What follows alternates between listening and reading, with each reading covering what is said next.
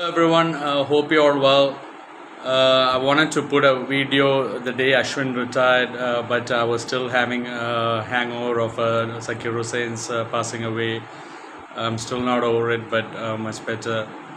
And also the third test, Brisbane test, ending in a draw. I just want to start off saying congratulations to Ashwin. He's been an amazing cricket player for India. He has taken more than 500 test wickets, I think 537 wickets with 8 10 wicket hauls and 37 5 wicket hauls. And I'm not giving him as a legend yet, I'll still put it, but I'm just giving it for his retirement. And he's also scored more than 3,500 test runs with 8, I think it's 7 or 8, 6 test centuries. And he was an amazing if I can call low order batsman. He's open batting for some of the sides he has played at provincial level. He's someone who had a very solid technique and a very trustable batsman who had a good technique and good defense and batted with a lot of sense. He was obviously a very, very intelligent person and a very intelligent cricketer as a bowler and as a batsman as well. So well done to Ashwin on a stellar career. As probably everyone knows, he hasn't been treated so well in the Indian team, and probably he has his reasons to retire. But anyway, no one can take anything away from Ashwin. Amazing career. He has been a great servant for Indian cricket, and one thing I should say, as being an off spinner, he's one of the off spinners who could bowl and who has bowled the doosra or the carom ball without bending their arm.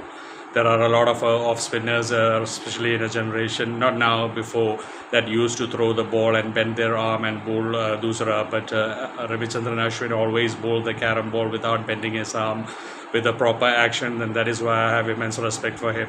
Nathan Lyon also spoke a lot about Ravichandran Ashwin, and both of them are excellent off spinners in this time.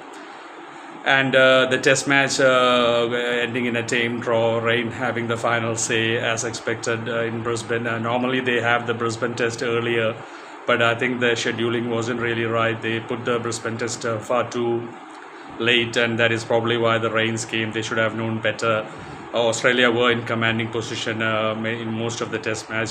Stephen Smith getting 100 after a long time, welcome 100 for him. Travis Head again scoring 150, proving the talent that he had. And even the video I had said about what Shane Warne had said, and that he has amazing, wonderful talent.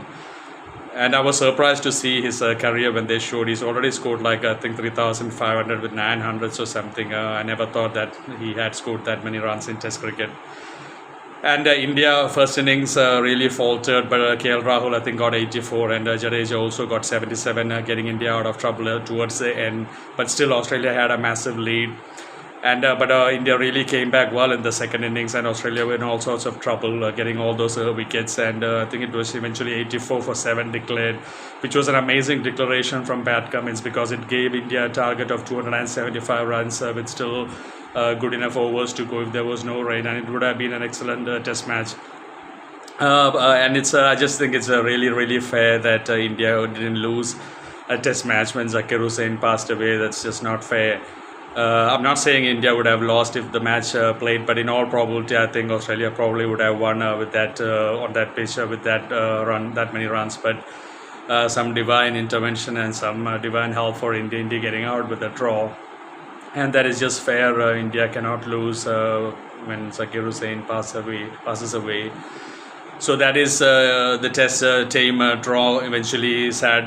But even probably in one of the most drawn test matches, it's probably one of the most exciting matches I've seen, because it was so exciting. Australia's first innings, India getting into trouble in the first innings, then recovering well, and then all that collapse of the Australian second innings. And I've heard that there are a lot of changes going to come into the Australian team, like I expected after the first test match, which didn't happen in the second test match. But I heard, I'm not sure who was coming in, but I did hear that there are a few changes coming in for the next test. And the next test will be an absolute blockbuster at the MCG Melbourne Cricket Ground, December 26th. Boxing Day test, which is such a historical test in Australia. There's always, ever since I was young, I've always watched the Boxing Day test in Melbourne MCG, and it's just a wonderful sight, one of the best sights, if not the best sight in world cricket. Definitely one of the best sides in world cricket, with a lot of people turning up for the test matches, and Australians just love test cricket. So 1-1, India and Australia go to the fourth test at the MCG, and then the SCG test on January 3rd. To some viewers who might not know, the New Year test always used to start on January 2nd before, but there was a very little break, 2 days break between the Boxing Day and the New Year test, so they changed it to do January 3rd. So it will be January 3rd, Sydney, the fifth test, but India and Australia going to Melbourne first, MCG 26th December, Boxing Day test at 1-1. So hope it will be an enthralling test match. And just once more, congratulations so much to Ravichandran Ashwin, and thank you so much for everything you have done for Indian cricket, for being an ambassador for cricket, and for being such a sensible bowler. I mean, who showed that intelligence is a big, huge part of cricket, and you were just amazing as a off spinner, and also as a lower order batsman who batted with a lot of sense, application, and someone who could be trusted. Take care, everyone. Thank you so much. God bless you.